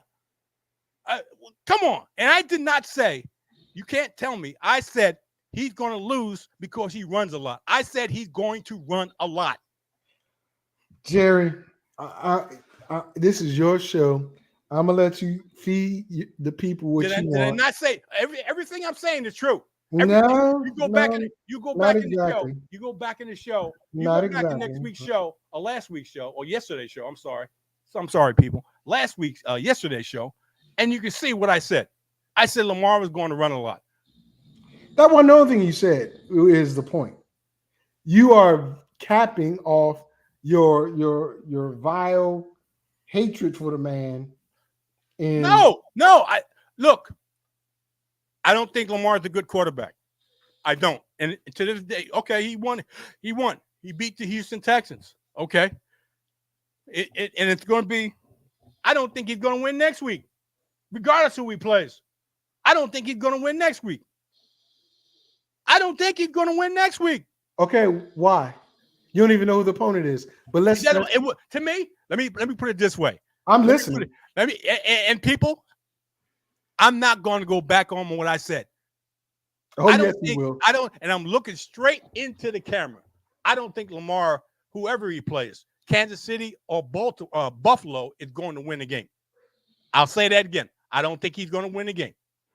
If he goes to the Super Bowl, you mean you don't believe Baltimore's going to win the game or Lamar's going to win the game for Baltimore? Because I don't think Baltimore is going to win the game. Okay. Lamar is part of Baltimore, right? He's the quarterback of Baltimore, right? I don't think Baltimore is going to win the game. Okay, why is the question? Because I think the better teams is Kansas City or Buffalo. Better quarterbacks is Kansas City and Buffalo. Okay? That's what I believe. That's my opinion. If I'm wrong, okay, shoot me. I'm wrong. But right now, in my opinion, I know who's going in Baltimore. I don't know who's going in Kansas City or Buffalo, but I think either one of those teams can beat Baltimore. Okay? That's my opinion. And I guarantee you, the guy on the other side of me right here, over here. No, the other way. Right here. There you go. Is going to throw it in my face. I guarantee it. Why would I throw it in your face if you're right? You said Buffalo or Kansas City was going to win. And what happened? But I'm asking you, see, here's the thing. I would do that if you gave a legit reason why, other than you think that I think they're a better team. I just said that. I think they're a better. I understand that, but a better team that. Oh, stop. No, you're right. Stop. You're right. Go. I would do that, but I have to digest what you said. And I'm thinking how they're a better team when Kansas City only has one decent receiver. Travis Kelce has been a letdown. Oh, now we're going back on the season. Now we're going. No. Okay, just last week, only receiver that did decently for Kansas City was Rashee Rice. But you're going. Kelce didn't do well at all. Only person who did well for Kansas City was Isaiah Pacheco. I'm talking about one game. Again, so am I. I'm talking about last week. That's last week. Last week. Stop again. Stop it. Yes. Last week is last week. Stop. But Jerry, you're saying Listen what you're saying, though. You're saying that you believe Kansas City or Buffalo has a better team, regardless of what Baltimore has and can do. They're going to lose next week. So you're predicting, regardless of what happens on these two teams, injuries or whatever, they're going to beat Baltimore. Regardless, let me who's break not this. dealing with Let me- injury let me- issues like the two let me teams break they're facing. let me break this down to you. More that you can No, I digest. understand. Okay. I I think it's just a shame that Kansas flawed. City and Buffalo are playing each other. Okay, I'll put it this way because I think that those two teams are better than Baltimore. I truly believe that. Okay, I don't care what happened last week. I don't care. I know in my heart and mind. Let me put it that way. In my mind, that if Baltimore comes up against Kansas City or goes up against Buffalo, that they'll lose. That's what I believe. In a next week matchup, regardless of what happens this week, I think the better team is going to come out, go to the Super Bowl, and it won't be Baltimore. Okay. That's what I believe. I mean, that's what you believe. That's fine. Okay. I believe Okay. that both Kansas City and Buffalo are hurt teams. They're not at full strength. One has a problem catching the ball. I don't go along with excuses, man. I could care less. No, I'm just telling you. That's an excuse. I'm giving you my reasoning. This ain't an That's excuse. That's This an is excuse. no. This is the reason that I think Baltimore will beat either team. Just like you said, you think they are a better team. I'm telling you specifically why I believe Baltimore is a better team. I'm not giving you a generalization like you did. I'm telling you. I'm gonna do you. Okay. Okay. I'm telling you. Okay. Kansas City has a problem catching the ball. Okay. They only have one pass catcher that seemingly wants to catch the ball on a consistent basis, regardless of the weather, which is Rasheed Rice. Okay. Isaiah Pacheco's running the rock hard. Okay. Defense is playing well. I don't think that's enough to beat a full-fledged Baltimore healthy team. Okay. Buffalo's dealing with injury after injury after injury And after they injury. still keep winning. Again, like I said, they are dealing with injury after injury after injury after injury. If they beat Kansas City, which I believe they will, they're going to go to a healthy, fully healthy Baltimore Ravens team. Now, maybe not fully healthy. They got one or two starters that are out. But the two linebackers on that team are better than any two linebackers on either one of those teams.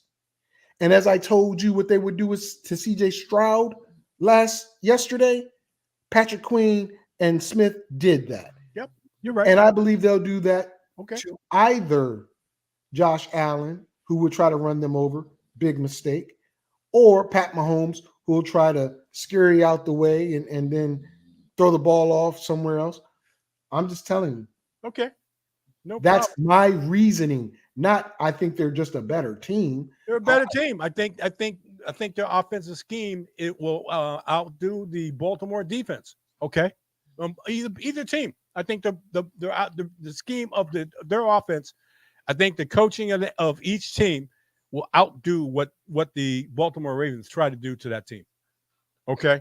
So I mean, they'll make a difference whether I break it completely down or just give you a quick. I think they're a better team. My point in that is, if you're gonna give analysis on something, I think they're a better team. Be specific. That's what you would like. What I would like, I think they're a better team. Yeah, because when I do come back and say you were wrong, okay, I was wrong. I was wrong. Look, but when you come back and say I'm wrong, you're going to be like, "Well, I said they were the better team." Like, okay, yeah. Let me tell you something. Okay, when you tell me I'm wrong, okay, I was wrong. I can't do nothing about it. Obviously, I was wrong, and the first thing I'll say, I was wrong. People, that ain't the first thing you're gonna say, trust me, that ain't the first. It'll come out, but that's not the first thing. I picked Houston to win the game, and obviously that did not happen. I picked Houston. I mean, he also picked Cleveland to dog walk Houston for different reasons. I thought Houston was going to win. Obviously, that didn't happen. And he I thought Cleveland was freely gonna win and too. free without any kind of pressure admit that. Okay. Okay. I don't know what to tell you. I don't know if you want blood from me or something. I don't know. No, I'm just saying because you've I been don't know. wrong a lot lately, brother. Uh, You've been wrong about let me Houston winning. tell You've you. been wrong about Lamar's record. You've been wrong about No, Cleveland. I'm not. You've been I'm not wrong. about a whole No, bunch. let me put it this way: 0-2, 2-3 is still a losing record. It's still a losing record. Gary, It's it ain't. still But that's not what losing you were record. harking on. You weren't harking on just a losing record. You were I talking said about he can't win at home. He's lost 2 games at home. I said he was 1-3. I did say he was 0-2. Wait a minute. Let me finish. I didn't say anything. I did say he was 0-2 at home. That was wrong. Okay. But he does have a losing record. And before last game, he was 1-3. He wasn't going to have a winning record. He wasn't going to have it unless he goes to the Super Bowl and wins. Because if he wins next week, that means he's 500.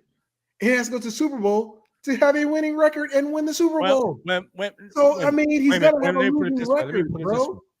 They make and I'm pretty sure I'm not wrong about this. Playoffs, Super Bowl.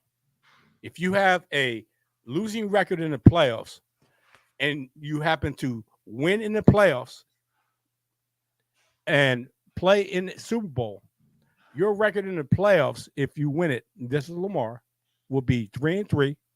Your record in the Super Bowl would be 1-0. The playoffs and the Super Bowl records are different. The playoffs and the Super Bowl records are different. I'll give you that.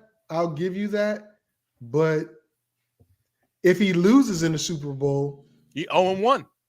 You're not going to say he's 3-4? No, he's Or 0-1. 3-5? I just state. No, I'm just making sure. I want the record to reflect. Stop. No, because you talk about if he wins, he's 1-0. You didn't say. Just stop it. I'm not like you. I don't go that route. I'm not. I just said the playoffs and the Super Bowl are separate. Okay. So if he plays in the Super Bowl and loses, he's 0-1 in the Super Bowl. If he plays in the playoffs and wins next week, he's 500 in the playoffs.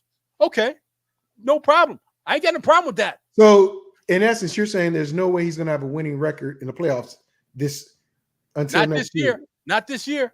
Okay. Not this year. According to you. Okay. Of course. Does he have a winning record? If he wins next week, does he have a winning record?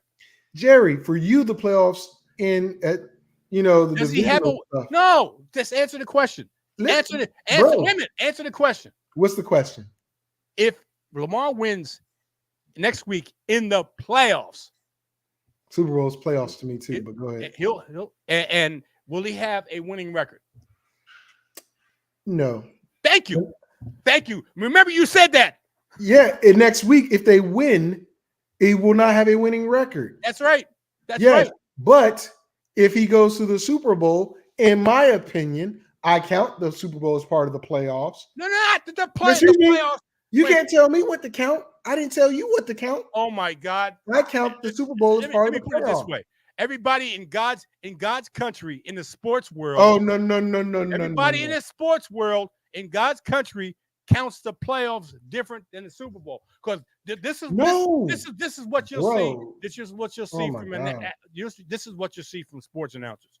Well, Lamar is 2-3 in the playoffs, and 3-3 in the playoffs, and after this, if he loses, Lamar was 3-3 in the playoffs and 0-1 in the Super Bowl. Now that is saying they're different entities. Goodness. They're different entities. Jay, I'm gonna tell you right now, because the conversation happened this year with Hurts.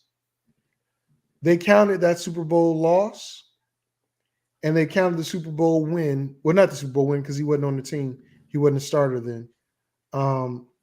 They counted the Super Bowl loss as part of his playoff record. Who? Fox did when they were talking about the playoffs on the Eagles under Jalen Hurts. Because he lost to Tampa Bay. That made him 0-1. Then he went and won 3 games the following year, which made him 3-1. Lost in the Super Bowl, which made him 3-2. And then lost again this week or this season, making him 3-3. They have him as a 3-3 playoff record, which counts the Super Bowl. So No, I again count the Super Bowl. I don't. I say Well, just if he one- goes and he wow. wins the Super Bowl, he's 4-3.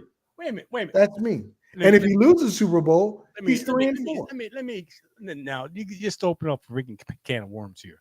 Come on. Ricky's can. Who's Come on. Ricky's can Come of on. worms? Come on. You open up a damn can of worms. How can you count the Super Bowl, which is the final game, the championship game, as being a playoff game? Can everybody? Does everybody play in it? Does everybody have a game that week? That's the ultimate Yeah. game. That's the ultimate. Oh, Super Bowl. again, It's the yes. Super Bowl. It's part of the tournament, right? The tournament has a championship, right? Every tournament has a championship game, which is part of the playoffs. Am I mistaken, or have I been playing sports my entire life incorrectly? They don't say No, the playoffs. in my the playoffs are just for people to what I- play, and what then I'm the looking at, championship are the what I'm last looking two at, if you play, that don't count. if you play any sports that has a playoff and an ultimate championship, there's playoffs and then there's championship. I'm gonna use the NBA real quick on you. But go The ahead. NBA has playoffs, or the NBA playoffs leads to the championship. Okay, and then Jerry. they play 4 out of 7. The NBA playoffs Nope. leads. Nope. Wait a minute, the NBA playoffs. Because you don't know what I'm talking about. You have no idea what I'm talking about. I don't care. I'm just telling you. I know. I'm just But I'm saying. trying to tell you, since you don't care, you're ill-informed. You say I'm ill-informed. The NBA playoffs Go ahead. end up in the NBA playoffs end up in the championship. The And how many games? The NHL playoffs end in the championship. The Major League Baseball ends in the championship. They have They Major sure League do. Baseball. They made Major League Baseball playoffs games. They have NHL playoff games. They have NBA playoff games, which leads to championships. And the Part of the playoffs, right? Part of the playoffs. Because if not, everybody be a part of it, right? So I'm gonna help you out. The NBA started something this year called the end season. Well, let me put it this way. playoff. The end season playoff, where they crown a champion at the end of the tournament, which was the Lakers this year. Let me ask you Did the something. Lakers win the NBA championship this year? No, but they won a tournament, in season. That's garbage. Listen what I'm trying to tell you. That's garbage. Come on, Listen man. to what I'm Stop. telling you. They're trying to. The end season playoff. Stop. The end season playoff. What they did was they played one game. They tried right? to. They played several games amongst the teams, and then they had a one-game elimination tournament to crown the champion of it. Right now, in the NBA, MLB, National Hockey League, NHL, and all that stuff, they played 3 or 4 games to crown their champion. Right, but they all play in the playoffs. The pennant. The what do we call the pennant?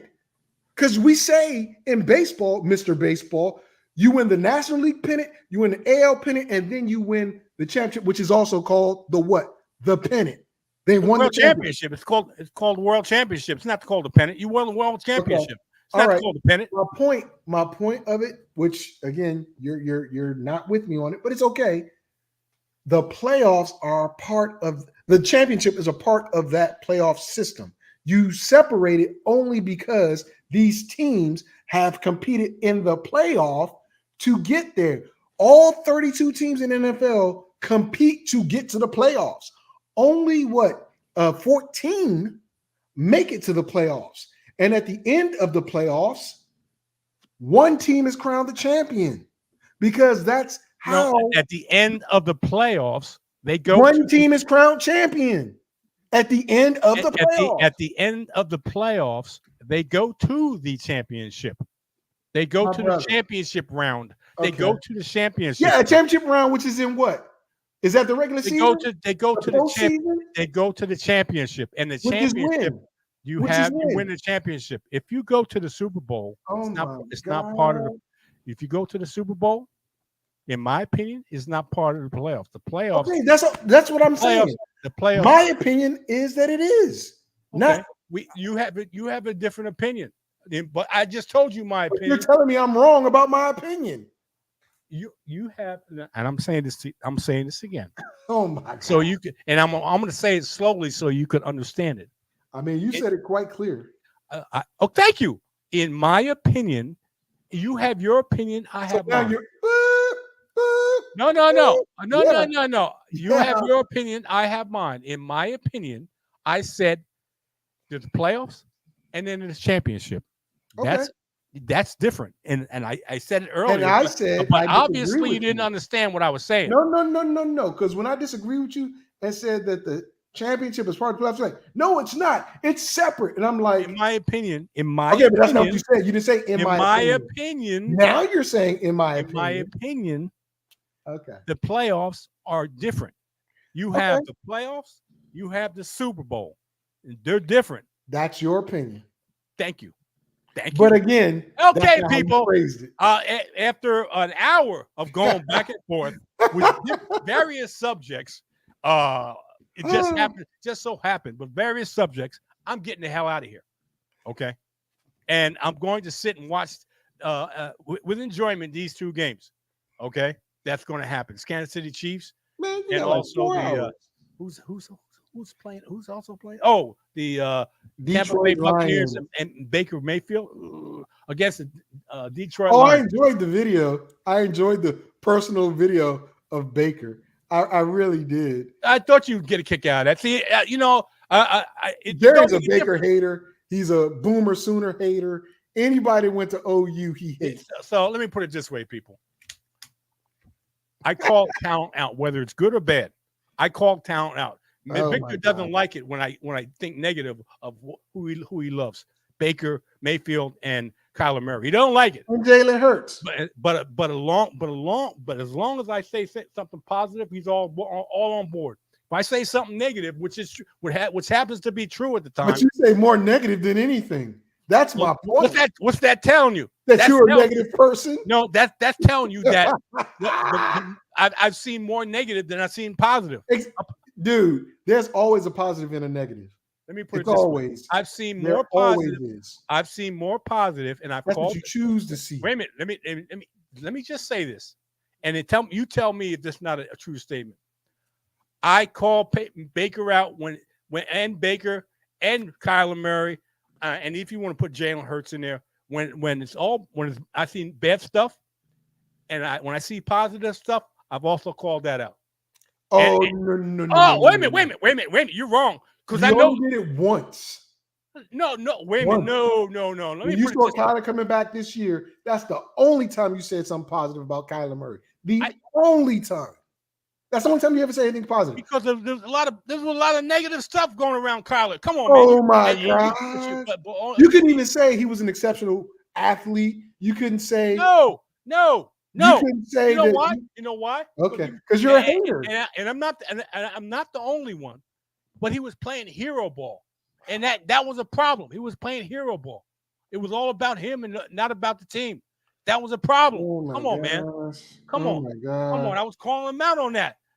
And you still ain't giving Baker his love. Like I said, but you know what? Let me tell you something, Mr. FSP. You still have it. Let me explain something to you. I'm the first one to tell you this. I'm the first one that had told you this. I about told what? You, and this is my exact words when I say it. About what? Kyler Murray. This is my exact words when I said it. I said I saw a press conference about Kyler Murray that changed my mind and saying he's a different dude. I said that. That's you did. You did. What I just said. And that was before the first game he played before he came back. That was before the first game he came back. So don't tell me I have a bias. Don't tell me. Because it took that long to just say that. No, I mean, because it was all negative, man. You could have talked about his talent. The man has talent. All you did was refer to him by his height. Just like you did with Young. Just like you called him a Smurf. You said he was a midget. No, I'm not the only one. All these things. I'm not the only one. You're the only one I'm dealing with, though. I'm not the only one. I'm not the only one. Memo called him small too. So I'm And not I the got only a one. memo for it, but you consistently do it. Because it was bad play, man. I Oh, called my. it because it was bad play. You didn't want to hear that. As soon Ladies as and gentlemen, as soon, let me put it this way. front Murray, runner Taylor, right? Kyler there. Murray, Baker Mayfield, and not so much Jalen Hurts, because I very rarely talk about Jalen Hurts. But Kyler Murray, Baker Mayfield has had a history and series of bad play, and I called them out on it. Mr. FSP didn't want to hear that. When I have praised Kyler Murray, when I have praised Baker Mayfield, he wants to hear all about that. He doesn't say it often. Trust me. That's why I want to hear it. He wants to He hear. doesn't say it often. He wants to hear that, but he doesn't want to hear the truth. He doesn't want to hear the truth. You can't handle the truth. The truth is, Mr. You Taylor, can't handle the truth. Mr. Taylor is a problematic individual who I get excited. who and maybe just actually doesn't know. Maybe too much, but I get excited when I speak the truth or what I perceive as the truth. There you go. Okay. That's what you perceive to be the truth. Okay. Hey, look, I freely admit it. Good way. You know what? I'm a man and I admit it. When I perceive as the truth, I speak it. Okay. I'm not afraid to speak it. Okay. That's the truth. Now that right there. You're not afraid to lie. I'm not afraid to speak it. Okay. Right. If I'm wrong, I got to be proven wrong. I'm not from Missouri. I'm from New Jersey, but you got to prove it to me. Okay. And once you prove it to me, I freely admit that I was wrong. Okay. You can try to rub it in my face, but I'm gonna still say I was wrong. Rub it in your face. Yeah, you do. But that's okay. That's fine. I just call it like I see it, like you said. No, right? no, I call it like I see it. I call it like I see it. I call it like I see it. You're not listening. I call it like I see it. It may not be as other people see it. It's like I see it. That's the difference. That's the difference. Other people see the playoffs and the Super Bowl in the same light. I don't. Point. That's just an example. Okay, it is what it is. All right, people. I don't know what you got going on, but something. Wow. That was a little more than an hour. We're going to get out of here, people. It's been nice. It's been real. Enjoy a lot some more. Enjoy the games. Hopefully, if it's a team that you're rooting for that's still in the playoffs and they're playing today, they win for you. Quite naturally, we're going to talk about it next week on the 1 o'clock Eastern Standard Time on the FSP show. Facebook, X or Twitter, YouTube is where you find Mr. FSP and Twitch. And I chopping it up just like we've been chopping it up for the last hour. Back and forth. Well, I had to make up for the failed invites, and I had to make up for that. People, it's been real. Enjoy the week. Be safe. See ya.